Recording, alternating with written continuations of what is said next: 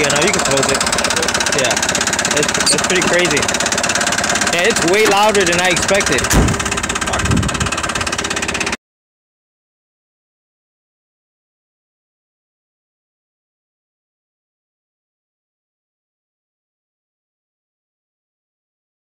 Here we have this Mazda Tribute once again back in the garage. What a piece of crap. She recently had her belt right there. You can see that small pulley. She recently had that belt snap on her. Turned out that the water pump seized up, apparently. I don't know the real story, but that's apparently what happened. Took it to a shop. $300 later, they replaced the water pump and a little belt. So she's back on the road, right? It's only been like 2 days. And she called me, hey, my car's driving kind of funny. If I go over, can you check like the fluids and everything? So I was like, yeah, sure, bring it over. As soon as she gets into my driveway, she says her battery light just turned on. I'm like, oh, great. Check it. Of course, the alternator's not charging. So that's where we're at right now. And this woman is practically crying because she dumped $300 into the water pump that she didn't have. She had to call off of work, so that cost her money. And then she didn't have the $300 to pay the mechanic, so she had to take like an advance on her paycheck. So when she finally got paid, she was already broke and times are rough. Okay, so anyways, she wasn't very happy that I told her the alternator isn't charging. What are the chances that as soon as she gets into my driveway, battery light turns on? Right, just my luck. Anyway, so she doesn't have the money to pay me, so I agreed that I'll wait and she could pay me later. Now I know her. I've worked on her car for a while now. She's the one that had that PT Cruiser, piece of crap, and now she's got this piece of crap. So she also did not have the money to buy a new alternator, which was like 140 from AutoZone for a rebuilt alternator. So she got one from a salvage yard for $40, and that's where we're at. And what a freaking nightmare. I know I saw YouTube videos online of people taking it out through the top, and I didn't really like that method. I just decided to come from down here, which the alternator would sit right there. Alright, so all you can see, all this stuff has to come out. So yeah. Anyway, here's the one that came out. Right? Not charging, doesn't sound bad, but of course that's not an indication whether it works or not. But this is the one they brought me. That does not sound good. I hope this alternator works, because unfortunately, if it doesn't work, I still have to charge for labor. I still put the part on. I can't control what part you bring me. So hopefully this thing works. And I just got it out. What a freaking nightmare to get this thing out. Freaking Ford, Mazda engineers, what freaking shit design. I'm just trying to vent right now because I'm so freaking upset. But yeah, I'm gonna go ahead, pop on the new one, and let's get this pig back on the road. So I got the new alternator in the car. It's bolted down, and I'm just trying to finish everything up, get what I have to on it. What I'm going to do is, before I put all this stuff together, I'm going to reconnect the belt and go turn on the engine, make sure the battery is charging. So I have enough put back together to go ahead and start up the car. The serpentine belt's on, alternator's all plugged in, plug the battery in, got the meter going. You see we got 12.5 volts on the battery, so that's good. Just going to run it for a few seconds, see if it's charging.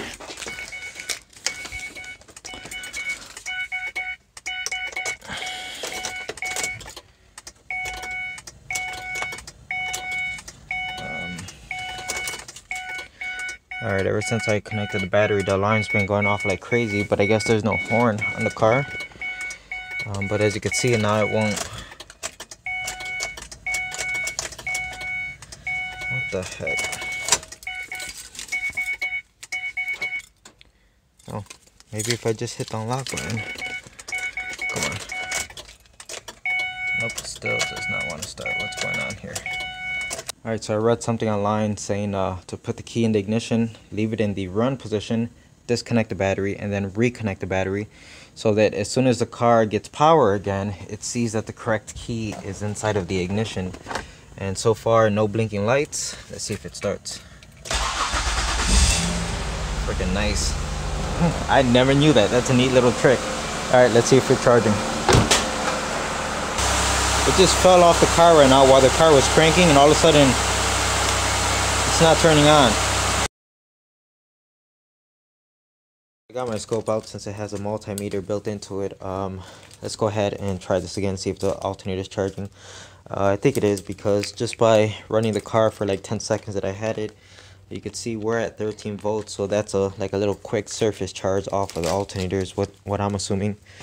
As far as my multimeter, I'm just gonna have to take it apart tonight and see if the battery inside of it got knocked loose, or if I blew out the fuse by dropping it. I don't know. Let's find out.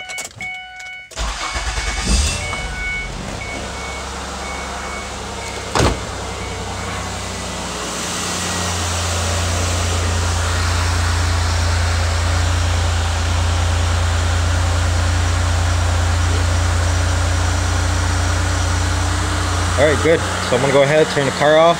Don't want to die inside the garage. The owner has not showed up yet, so basically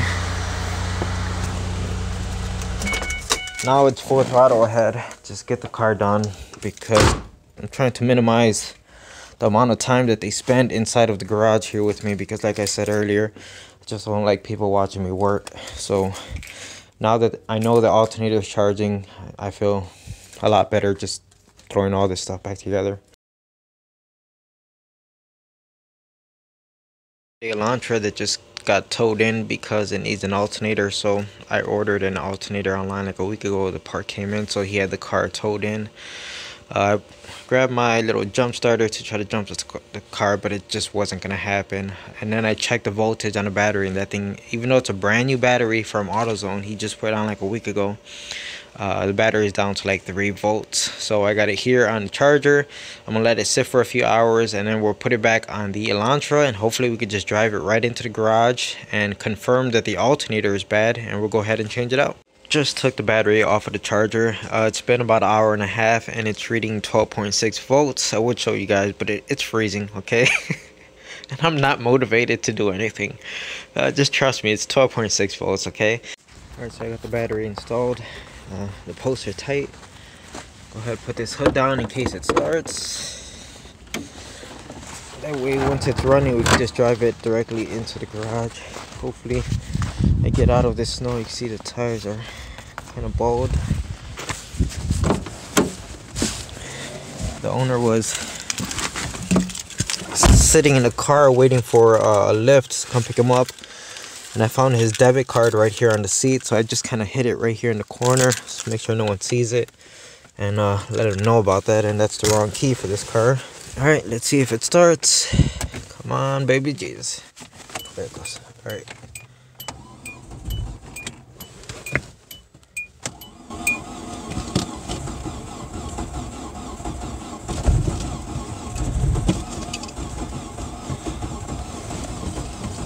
This engine doesn't sound very good, by the way.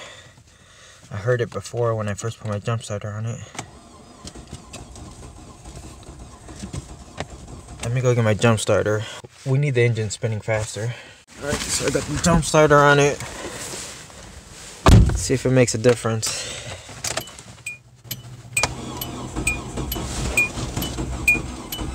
This engine, come on.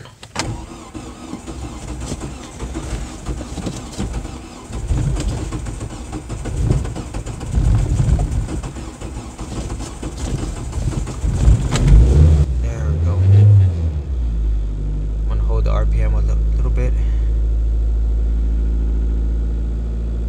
It could have sounded low on compression due to the excessive cranking and cylinder wash, you know, from the if the injectors are still spraying while it's cranking, which I would imagine it is.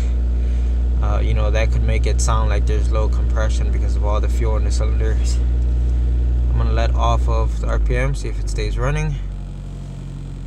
And it is. Let me get my jump started. Let's pull it into the garage. See if I can clean this up. How do I do this? Alright. So I got the car in the garage. The engine is still running. I just checked the battery voltage and we're only at 12.3 volts. So the alternator is not charging. You can see the alternator is spinning. It still has a belt on it. And this alternator has been replaced once before. That's not the original one. I'm just going to go ahead and make a few more... Oh, my throat.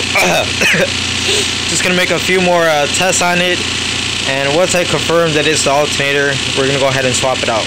Alright, so I got the alternator out. As you can see, it used to sit right there. Got the new one sitting right here, getting it all ready to go back in. And here goes the old alternator. Like I mentioned before, someone's been in here, someone's changed this already. And all kinds of things were messed up. They just did a real shitty job at installing this alternator, because every bolt that is required to be removed or loosened, everything was loose on the car. So it's like they slapped the alternator in as fast as they can, and there was a ton of things that were loose. Nothing was tightened down properly.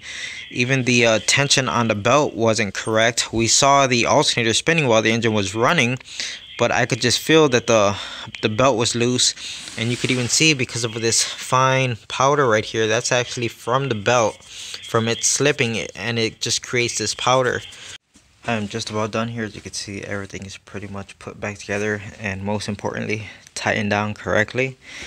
So for anyone who might recognize this little Hyundai Elantra, this is the one that was involved in a hit and run, and I had to replace, I believe it was the front right strut assembly and maybe a tie rod. I can't remember honestly, but I'll put a video right here in the top right hand side of the video here, so you could check that out.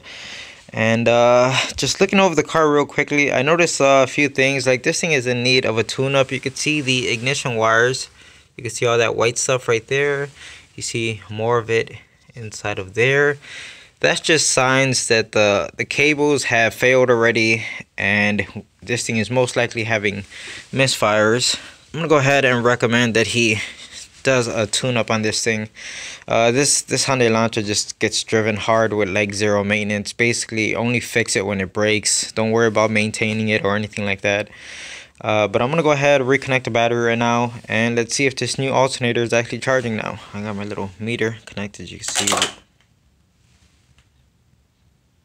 Must have ghosts in here. What the hell?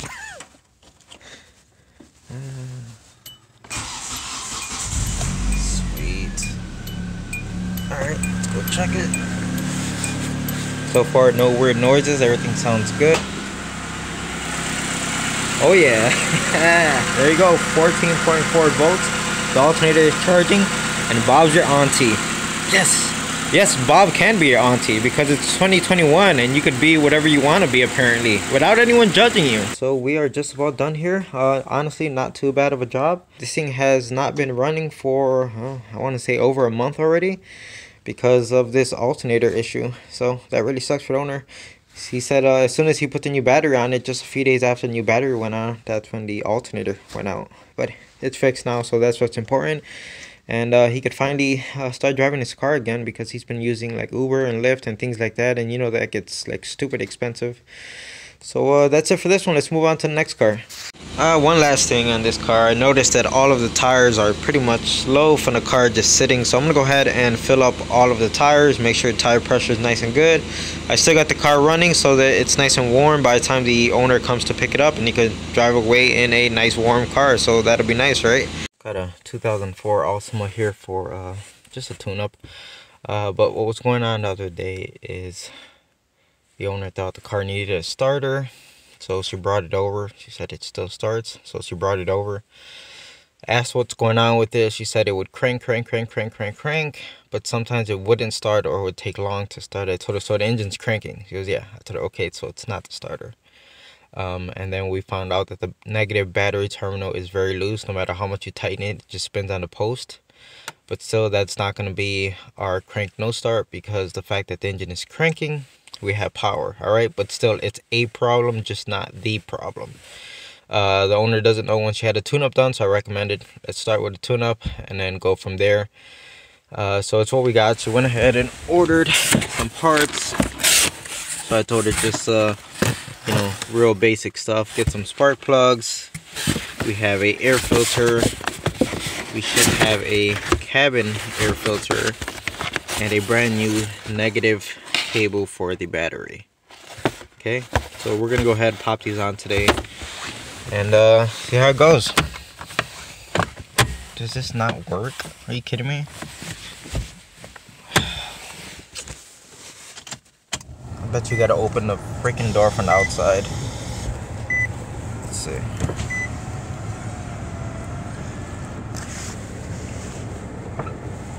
Oh, That's so annoying. Alright, so I'm going to start with a cabin air filter first. Try to give the engine some time to cool off. And look at this.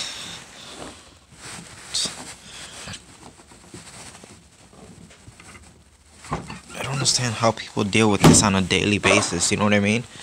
So here's the cabin air filter. It looks like it has been changed before, and honestly I might have changed this, I want to say maybe 2 years ago, something like that. So it's not the worst. There you go, some little comparison. Okay, so the first 3 ignition coils came out with an issue, but it looks like it is going to need a valve cover gasket because queef. I got all of the plugs out of the car and they weren't horrible, so here we have a comparison. You could see the gap of the plug on a brand new one. It's a very tiny gap, and look at this one right here. You could clearly tell that the gap is much larger, and it's pretty much consistent like that with all the spark plugs that came out of the engine.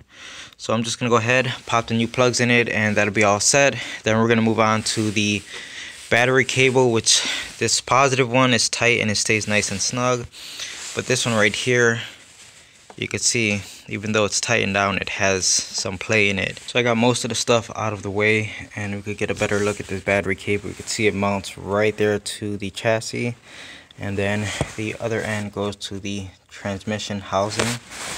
And look at this, I just noticed it right now. I have not touched this yet. Huh. I wonder why she's having some starting issues. There's only one grounding point. Had this wire or cable not been grounded right here, this car would not start. That's crazy. That's interesting. So here goes our replacement, and it looks like it's going to match up nicely. This end looks just like the original end. Then you can see we have our mid mounting point for the chassis, and this end is going to go to the transmission housing. Off of the car, you can see it right there in pieces. Here's a new one, and what I'm going to do is spray the exposed copper wire with some CRC corrosion inhibitor just to give it some more protection. I'll make sure to clean off the mounting surfaces right here and right here where it makes contact. Now I've already cleaned up the mounting surface down there where it's going to mount to the transmission. And right here on the frame is looking pretty good. Alright, so the battery terminals are connected. Everything's tightened down. It's nice and solid. Doesn't move anymore. So that all went pretty well. Now it's time for the air filter. You can see nothing crazy, but it is time to replace it. There's a bunch of crap inside of the pleats right here. So we're going to go ahead and pop on a new air filter. I checked the mass airflow sensor. It looks pretty good. I don't see anything wrong with it at a first glance. So I'm just going to go ahead, put everything back together. There isn't much, we're just about done here. Everything is put back together and it's ready for a first startup. Now, as far as that broken ground, could that have been a reason for her long crank? I don't know, maybe. I guess it's possible. You know, if the engine doesn't have a good ground, things aren't going to work how they should. It should start right up.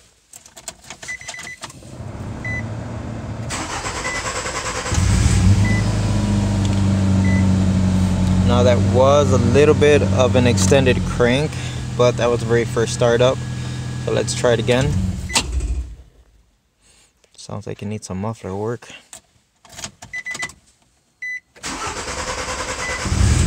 Now it does have a bit of a long crank, but it is starting. So yeah, that's just about it for this one. I told her if she continues to have issues with long cranks, and not only just like right here where it's a long crank but it starts, but what she was talking about is it cranks sometimes without starting. So I told her if it starts to happen more frequently to just bring it over, we'll have a look at it and go from there. Try it one more time.